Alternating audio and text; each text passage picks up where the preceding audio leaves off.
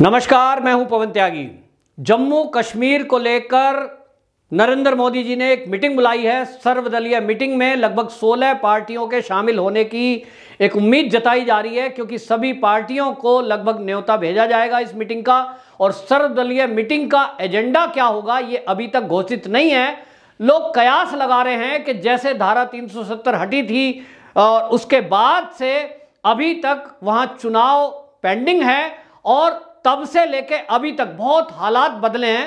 पहले सुरक्षा को लेकर इस तरह से माना जा रहा था कि आतंकवादी लगातार घटना करके अंजाम दे करके और बहुत ज्यादा हानि भारत को पहुंचाते थे, लेकिन जब से धारा 370 हटी है, केंद्रीय सुरक्षा बलों के द्वारा कई आतंकवादियों को, दुर्दांत आतंकवादियों को मार गिराया गया है। वहीं केंद्र सरकार के द्वारा जो विकास के काम हैं वो तेजी से किए गए हैं, जिसके कारण जम्मू कश्मीर में अमन शांति हुई है। वहीं लोगों के अंदर केंद्र सरकार के प्रति विश्वास जगा है। अब ऐसे में यह माना जा रहा है कि केंद्र सरकार वहां के चुनाव भी करा सकती है। ये चुनाव कब होंगे, किस हाल में होंगे, ये अभी उस मीटिंग के बाद तय होगा या मीटिंग का एजेंडा जब पता चलेगा। लेकिन 24 जून को ये सर्वदलीय मीटिंग जो हमारे प्रधानमंत्री जी ने बुलाई है, इसमें सर्वदलीय जो मीटिंग होनी है, इनके नेताओं से जब पत्रकारों ने संपर्क किया और बात की तो इन सभी नेताओं ने इस मीटिंग का स्वागत किया है। और उन्होंने कहा कि अगर मोदी जी हम सबको बुलाकर और यहाँ की स्थिति के बारे में जानना चाहते हैं या कोई डिसीजन लेना चाहते हैं तो हम सब अपनी राय रखने के लिए खुशी है हमें कि हमें बुलाया जा रहा है, हमारी राय ली जा रही है।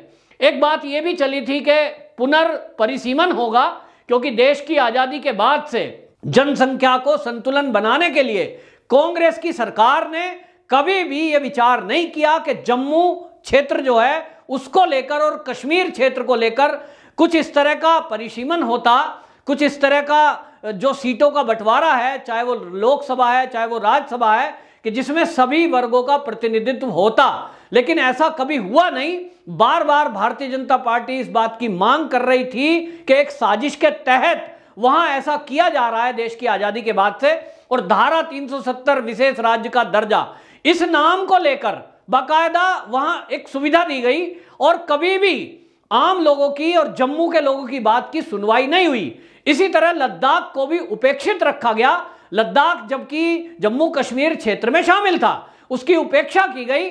वहां कोई पर्यटक भी उतना क्षेत्र नहीं है, ना वहां विकास किए गए। लेकिन अब जब केंद्र सरकार ने लद्दाख क्षेत्र को अलग से यूटी बना दिया है और जम्मू और कश्मीर में जहां अलग से वो एक राज्य बन गया, तो ये जरूरी बनता है कि परिसीमन दोबारा से हो। तो हो सकता है इस परिसीमन के बारे में भी कौन कौन सा क्षेत्र, कौन सा जिला, कौन सा शहर इस जम्मू और कश्मीर में रहेगा, कौन सा एरिया लद्दाख में रहेगा, इस विषय पर भी बात होने की संभावना है। कुछ लोगों का और रक्षा विशेषज्ञों का मानना है कि गिलगिट बल्टिस्तान जो है उसका काफी दिनों से ये चल रहा है और वहां की जनता मांग कर रही है कि भारत में हमें मिला लो, क्योंकि पाकिस्तान लगातार वहां शोषण करता है, वहां की सेनाएं अत्याचार करती है पाकिस्तान की, और गिलगिट बल्टिस्तान का जो एरिया है वो हमारे देश की सुरक्षा के लिए भी जरूरी है और वो भारत का ही भाग है। तो अवैध कब्जा पाकिस्तान की सेनाओं ने किया है और वहां के नागरिक भारत में मिलना चाहते हैं, तो उस पर भी एक मुद्दा हो सकता है। दूसरा, हमने देखा जिस तरह से लद्दाख का एरिया है उसमें सुरक्षा को लेकर बहुत लोग सवाल करते हैं, धारा 370 क्यों हटाई, हमसे नहीं पूछा, उससे नहीं पूछा, इस तरह की बातें कांग्रेसी करते रहते हैं। लेकिन यह देश की सुरक्षा के लिए कितना जरूरी था आज हमको पता लग रहा है, क्योंकि आप देखिए 2014 के बाद से हमने देखा है कि जिस तरह से चीन बार बार घुसपैठ की कोशिश करता है, जिस तरह से लद्दाख एरिया में उसकी सेनाएं अंदर घुसकर बैठ गई और उनको हटाने के लिए भारत सरकार ने और भारत की सेना ने पूरी मेहनत की और उनको मुंह तोड़ जवाब दिया, उनके सैनिकों को मारा और तब वो जाकर के पीछे हटा है। और इसी से पता लगता है कि कितना संवेदनशील ये पूरा क्षेत्र है। एक तरफ पाकिस्तान है, एक तरफ चीन है, और लगती हुई सीमा लगातार हमारे देश की सुरक्षा को चुनौती देती हैं। जब दुश्मन बॉर्डर पर बैठा हो, ऐसे में देश के अंदर जो लोग हैं वो सरकार के साथ मिलकर इन सब मुद्दों पर चर्चा करें कि देश पहले है, राजनीति बाद में है। कौन मुख्यमंत्री होगा, कौन मंत्री होगा, ये चीजें बाद में है। पहले देश अपना है।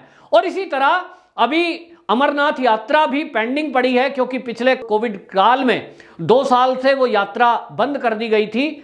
और अब ये मांग उठ रही है कि यदि अक्टूबर माह में या उसके टाइम जो आएगा वो उस टाइम कपाट खुलने का, तब तक अगर कोरोना के केस कम हो जाते हैं तो जो श्रद्धालु हैं वो भी ये मांग कर रहे हैं कि उस यात्रा को खोला जाए। और जब वो यात्रा चलती है तो क्योंकि लोग 10-10 दिन 15-15 दिन पैदल यात्रा करते हैं, जिसमें बहुत सारा संत समाज भी जाता है, उनके लिए रास्ते में सुरक्षा और खाना पीना और प्रशासन की पूरी जिम्मेदारी, क्योंकि कोरोना काल चल रहा है तो ऐसे में ये माना जा रहा है कि उनका चेकिंग भी होना और उनको वो सुविधा भी देना, कोई कोरोना पीड़ित तो नहीं है, इनकी जांच होना, इस सब के लिए प्रशासन से बात करना ये भी एक जरूरी है। तो उसमें पार्टियों से बात करना, शायद ये इसके लिए भी कोई बात करने की संभावना जताई जा रही है कि ये जो 14-15 पार्टियां, क्षेत्रीय दल जिसमें हैं, कुछ नेशनल पार्टी हैं, इनके साथ मिलकर के, क्योंकि कांग्रेस को भी उसमें आमंत्रित करने का एक लग रहा है कि कांग्रेस भी बुलाई जाएगी और भारतीय जनता पार्टी के प्रतिनिधि भी उस मीटिंग में मोदी जी के साथ शामिल रहेंगे। हमने देखा है कि मोदी जी का एक नारा है जब से ये सरकार आई है, सबका साथ, सबका विश्वास, सबका विकास। तो सबका विश्वास यही है कि वो कहते हैं कि भाई सबको विश्वास में लेकर के चलना है। यूं लोग आरोप लगाते रहें, कोई कांग्रेसी आरोप लगाता रहे, नेशनल कॉन्फ्रेंस भी बोल रही थी कि धारा 370 हटाई तो सबको विश्वास में नहीं लिया गया, लेकिन जहां देश की रक्षा और सुरक्षा का जुड़ा हुआ मामला है, अगर वहां सहमति नहीं भी देते हैं, आपकी सहमति नहीं थी धारा 370 हटाने में, तो क्या धारा 370 लगी रहती? जो 3 साल के लिए लगाई गई थी वो 73 साल लगी रही, और कितना लगेगी भाई? उसको तुरंत हटना था। जो काम कांग्रेस ने पेंडिंग छोड़ा, मोदी जी ने किया। अब विश्वास में आप कभी भी ना हो, क्योंकि आपको तो आनंद मिल रहा है। ये 2 परिवार वहां जम्मू कश्मीर के, महबूबा मुफ्ती का और ये मुफ्ती मोहम्मद सईद का, मतलब आप देखिए कि ये फारूक अब्दुल्ला, ये लोग ऐसे हैं कि एक बार तुम बन जाओ, एक बार हम बन जाएं, एक बार तुम बन जाओ और मौज लो। बच्चे विदेशों में पढ़ेंगे और कश्मीर और जम्मू के लोगों के हाथ में हथियार या तो पत्थर देंगे। और इस तरह से इन्होंने शोषण किया है, विकास कभी किया नहीं।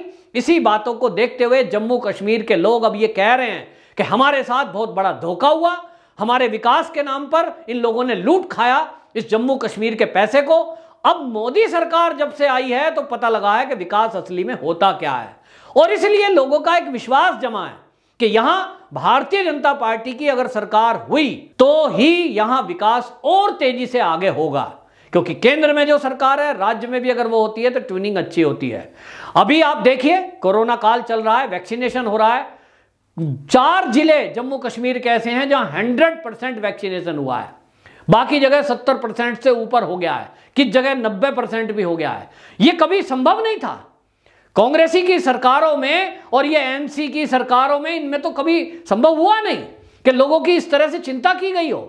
तो अभी केंद्र सरकार के द्वारा जो ये चिंता की जा रही है, इन्हीं सब मुद्दों को लेकर, क्योंकि कोरोना की तीसरी लहर भी आने की बात की जा रही है, तो ऐसे में एक ये भी चिंता है कि जो पहाड़ी एरिया हैं, वहां दुर्गम क्षेत्र हैं, वहां केंद्र सरकार यूं तो पहुंच बनाने के लिए सड़क बना रही है, लेकिन लोगों को किस तरह से स्वास्थ्य की सुविधाएं मिलें। अभी सेना के द्वारा, डीआरडीओ के द्वारा वहां कोविड के सेंटर जम्मू कश्मीर में बनाए गए हैं, तो लोगों को राहत मिली है।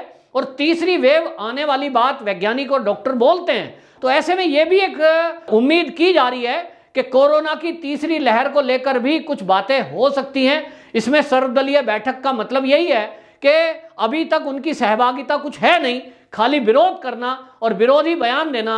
लेकिन अब जब ये सर्वदलीय मीटिंग की बात आई तो मीडिया में ये जो क्षेत्रीय दल हैं, इनका पॉजिटिव एटीट्यूड देखने को मिला है।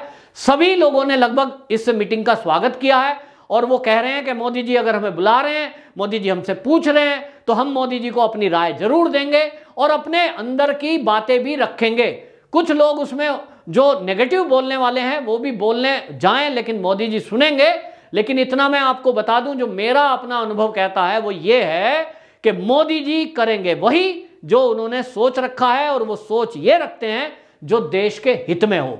जो देश के हित में काम होगा मोदी जी उसी को इंप्लीमेंट करेंगे, कोई माने या ना माने। आप जा रहे हो, सर्वदलीय बैठक है, आपकी राय ली जाएगी। अगर आप देश विरोधी राय रखेंगे, अगर आप देश के दुश्मनों के फेवर की राय रखेंगे, यदि आप चीन और पाकिस्तान की भाषा बोलेंगे, तो निश्चित रूप से आपकी राय नहीं मानी जाएगी। ये मोदी जी के वर्किंग स्टाइल से इन लोगों को समझ लेना चाहिए। ये जो लोग जा रहे हैं मीटिंग में, इनको मोदी जी का 2014 के बाद का काम दिख गया है, किस तरह से वो डिसीजन लेते हैं, देश हित में काम करते हैं। उनकी बात सुनो तो ठीक, नहीं सुनो तो भी उनको देश हित सर्वोपरि रखते हुए ये देश की सुरक्षा और रक्षा के लिए जो अच्छा होगा, जो उत्तम होगा, वही होने वाला है। और इसलिए अच्छा होगा इन दलों को कि ये देश हित में मोदी जी को वो राय दें जिससे देश मजबूत बने, ना कि देश को तोड़ने वाली भाषा का इस्तेमाल करें। वंदे मातरम।